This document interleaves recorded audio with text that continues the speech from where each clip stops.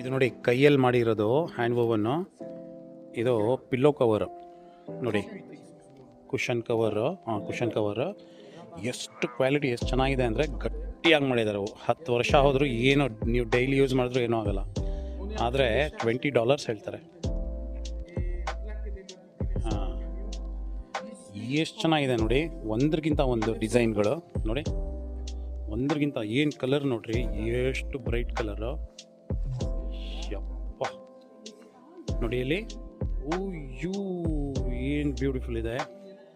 ಒಂದು $10 ಕೊಟ್ಟರೆ ಒಂದು ಎರಡಾದರೂ ತೊಗೊಂಡೋಗ್ಬೋದು.